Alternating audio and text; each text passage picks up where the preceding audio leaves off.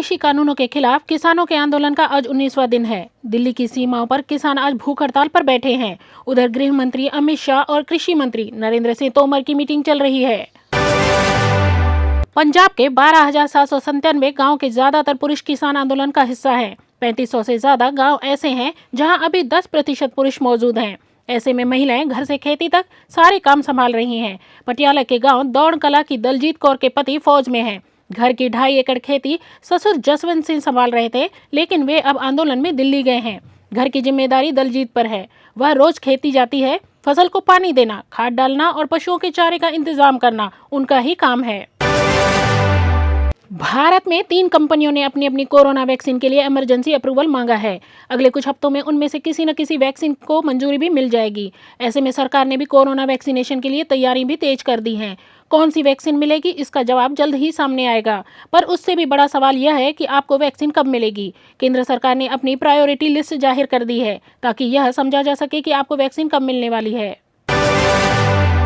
उत्तर प्रदेश के प्रतापगढ़ जिले में रविवार देर रात एक जीप पेड़ से टकरा गई। हादसे में एक ही परिवार के 5 लोगों की मौत हो गई। वे शादी समारोह से लौट रहे थे।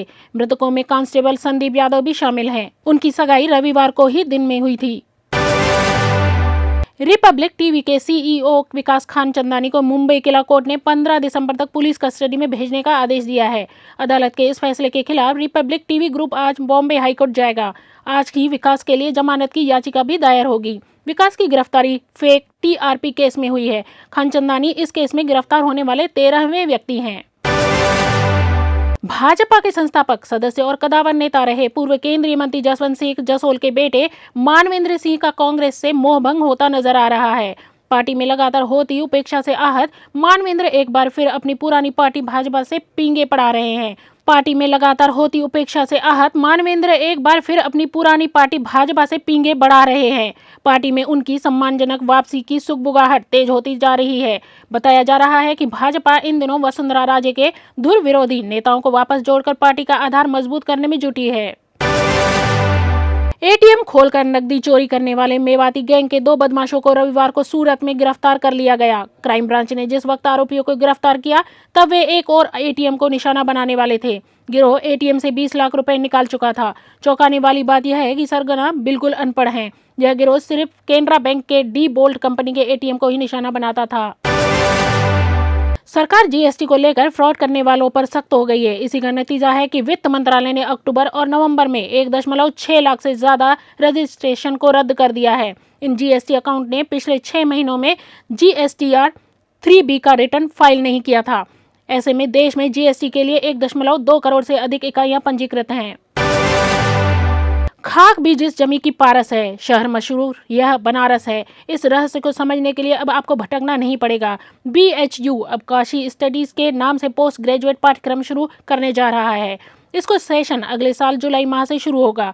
इसके जरिए आध्यात्म और संस्कृति नगरी काशी स्टडी पर 2 वर्षीय PG की पढ़ाई होगी। सामाजिक विज्ञान संकाय में नए सत्र से देशी संघ विदेशी छात्र भी एडमिशन ले सकेंगे। केंद्रीय टेलीकॉम और आईटी मंत्री रविशंकर प्रसाद ने सोमवार को कहा कि भारत ने अब मोबाइल मैन्युफैक्चरिंग में चीन को पछाड़ने का लक्ष्य तय किया है। इस लक्ष्य को पूरा करने में प्रोडक्शन लिंक्ड इंसेंटिव स्कीम का लाभ मिलेगा। केंद्रीय मंत्री ने कहा कि इस स्कीम से कई ग्लोबल मोबाइल मैन्युफैक्चरर आकर्षित हुए हैं। पटना के 19 वर्षीय छात्र ऋतिक राज ने अमेरिका के वाशिंगटन स्थित जॉर्ज टाउन यूनिवर्सिटी से 2.5 करोड़ रुपए की छात्रवृत्ति हासिल की है। पटना के गोला रोड निवासी ऋतिक राज मूल रूप से पटना के ही विक्रम के महमदपुर गांव के निवासी हैं। दिलचस्प बात यह है कि वे अपने परिवार से कॉलेज जाने वाले पहले व्यक्ति हैं। जॉर्ज टाउन विश्वविद्यालय अमेरिका में अंतर्राष्ट्रीय संबंध एवं अंतर्राष्ट्रीय राजनीति की पढ़ाई का एक शीर्ष स्थान है। ऋतिक ने अंतर्राष्ट्रीय संगठन डेक्सटेरिटी ग्लोबल की मदद से यह उपलब्धि हासिल की है। डेक्सटेरिटी ग्लोबल शिक्षा और नेतृत्व के क्षेत्र में काम करने वाला अंतर्राष्ट्रीय स्तर का सम्मानित संगठन है, जिसकी स्थापना बिहार के सामाजिक उद्यमी शरद सागर ने वर्ष 2008 में की थी। यह संगठन 65 लाख से अधिक छात्र छात्राओं को शैक्षणिक अवसरों से जोड़ता है। सुकमा में नक्सलियों को हर मोर्चे पर नाकाम करने वाला जांबाज शहीद हो गया। कोबरा बटालियन के असिस्टेंट कमांडेंट विकास सिंघल की रायपुर के एक प्राइवेट अस्पताल में मौत हो गई।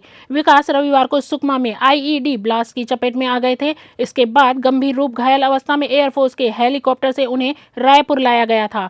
पचपेड़ी नाका स्थित एक अस्पताल में उनका इलाज चल रहा था। छत्तीसगढ़ में किसानों के धान बिक्री में व्यस्त रहने के बावजूद केंद्र सरकार के विवादित कृषि संबंधी कानूनों का विरोध जारी है। दिल्ली बॉर्डर पर बैठे किसानों के समर्थन में राजधानी रायपुर में सोमवार से किसान संगठन क्रमिक अनशन की शुरुआत कर रहे हैं। छत्तीसगढ़ किसान मजदूर महासंघ के नेताओं की रविवार देर रात हुई वर्चुअल बैठक में इस आंदोलन की रूपरेखा तय हुई। युवा कांग्रेस के राष्ट्रीय अध्यक्ष BV श्रीनिवासन के रविवार रात रायपुर पहुंचने पर कोरोना प्रोटोकॉल की कई मर्यादाएं टूटी। पूर्णकालिक अध्यक्ष बनने के बाद पहली बार छत्तीसगढ़ पहुंचे श्रीनिवासन के स्वागत के लिए युवा कांग्रेस के कार्यकर्ता उमड़ से पड़े। छत्तीसगढ़ प्रदेश युवा कांग्रेस के प्रभारी संतोष कोलगुंडा और प्रदेश अध्यक्ष पूर्णचंद पाड़ी ने रायपुर हवाई अड्डे पर अपने नेता का अभिनंदन किया।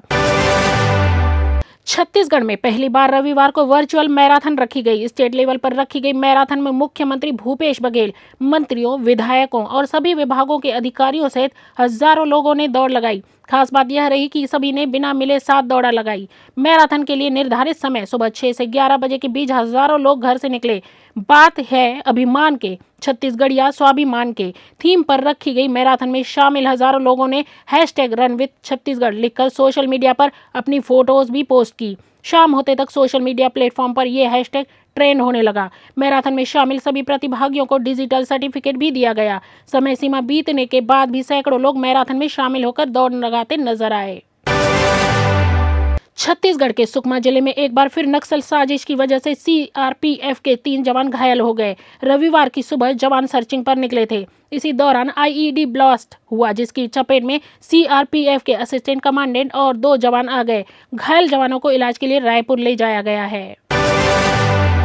कंगना रनौत ने रविवार को रक्षा मंत्री राजनाथ सिंह से मुलाकात की। उनके साथ उनकी अगली फिल्म तेजस की पूरी टीम भी मौजूद थी। कंगना ने राजनाथ सिंह से मुलाकात की फोटो सोशल मीडिया पर पोस्ट की। उन्होंने फोटो शेयर करते हुए लिखा, आज टीम तेजस ने माननीय श्री राजनाथ सिंह से मुलाकात की। हमने उनका आशीर्वाद लिया।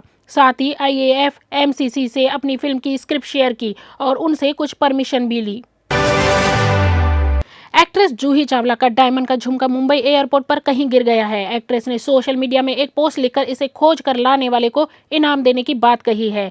सोशल मीडिया में एक्ट्रेस ने लिखा है, सुबह मैं मुंबई एयरपोर्ट के गेट नंबर 8 पर जा रही थी। मैंने चेक इन किया, सिक्योरिटी चेक हुआ, लेकिन बीच में कहीं मेरा डायमंड झुमका गिर गया। अगर कोई मेरी मदद कर पाया तो मैं बहुत खुश हो जाऊंगी। आप पुलिस को जानकारी दीजिए, मैं आपको इनाम दूंगी। ये मेरा मैचिंग पीस है जिसे मैं 15 साल से लगातार पहन रही हूँ। प्लीज ढूंढने में मदद कीजिए। हॉलीवुड स्टार एंजेलिना जोली की हमशक्ल सहर तबर 10 साल की सजा काट रही हैं। हाल ही में ईरान के जर्नलिस्ट ने इस बात का खुलासा किया। रिपोर्ट के अनुसार उनकी विकृत फोटोज को शेयर करने के लिए उसे जेल में डाल दिया गया है। सहर उस वक्त सुर्खियों में आई थी जब उन्होंने एंजेलिना से मिलते जुलते अपने लुक की कुछ फोटो शेयर की थी, जिसमें उनकी शार्प जाल लाइन से सबका ध्यान खींचा था। शाहरुख खान की फिल्म रईस में उनकी को स्टार रही पाकिस्तानी एक्ट्रेस माहिरा खान कोरोना संक्रमित पाई गई हैं। इस बात की जानकारी माहिरा ने खुद सोशल मीडिया पर एक पोस्ट शेयर कर दी है। माहिरा खान ने 2017 में रिलीज हुई रईस से बॉलीवुड में डेब्यू किया था। माहिरा ने पोस्ट शेयर कर लिया, मेरी कोविड-19 टेस्ट रिपोर्ट पॉजिटिव आई है, मैं आइसोलेट हो गई हूँ। मैंने उन सभी लोगों को इस बात का जानकारी दे दी है जो पिछले कुछ दिनों से मेरे संपर्क में आए थे। यह मेरे लिए बहुत कठिन समय है, लेकिन मैं जल्द ही वापसी करूंगी इंशाअल्लाह। प्लीज़ अपने और दूसरों के लिए मास्क जरूर पहनें और सारी सावधानियां बरतें। मेरे लिए प्रार्थना करें और फिल्मों के सुझावों का भी स्वागत है। खेल मंत्री किरेन रिजिजू का कहना है कि भारत ओलंपिक में चीन और अमेरिका का मुकाबला अभी नहीं कर सकता। इन दोनों देशों का बेस बहुत बड़ा है, उनका लेवल अलग है। हम उस लेवल तक पहुंचने के लिए फाउंडेशन तैयार कर रहे हैं। हमारा लक्ष्य 2028 तक भारत को टॉप 10 देशों में शामिल कराना है। तैयारियां भी शुरू कर दी हैं। न्यूजीलैंड ने मेहमान वेस्टइंडीज को दूसरे टेस्ट मैच में एक पारी और 12 रन से हराकर 2 टेस्ट मैचों की सीरीज को 2-0 से जीत लिया है। इसके साथ ही न्यूजीलैंड भारत को पीछे छोड़कर ICC वर्ल्ड टेस्ट रैंकिंग में नंबर 2 पर पहुंच गई है। ऑस्ट्रेलिया और न्यूजीलैंड दोनों टीमों की रैंकिंग 116 है, लेकिन दशमलव के कुछ अंकों में पीछे रहने के कारण ऑस्ट्रेलिया नंबर 1 और न्यूजीलैंड की टीम नंबर 2 पर आ गई है। ऑस्ट्रेलिया टीम में मेहमान टीम इंडिया के खिलाफ पहला टेस्ट मैच के लिए मिशेल स्टार्क के बाद ऑलराउंडर मोइस हेनरिक्स की टीम में वापसी हुई है। 4 टेस्ट मैच की सीरीज का पहला टेस्ट 17 दिसंबर को एडिलेड में खेला जाना है। यह मैच डे नाइट है। हेनरिक्स हैम स्ट्रिंग के कारण इंडिया ए के खिलाफ अभ्यास मैच में ऑस्ट्रेलिया ए से बाहर हो गए थे। वे मिशेल स्टार्क के साथ ऑस्ट्रेलिया ए टीम के साथ एडिलेड पहुंचेंगे। इंडियन सुपर लीग के रविवार रात को खेले गए मैच में बेंगलुरु एफसी ने केरला ब्लास्टर्स को 4-2 से हरा दिया है। इस सीजन में बेंगलुरु की यह दूसरी जीत है, जबकि ब्लास्टर्स को तीसरी हार मिली है। 5 मैचों में 2 जीत और 3 ड्रॉ से 9 अंक लेकर बेंगलुरु एफसी 11 टीमों की तालिका में चौथे स्थान पर पहुंच गई है। बेंगलुरु एफसी इस सीजन में अब तक एक भी मैच नहीं हारने वाली टीमों में से एक है।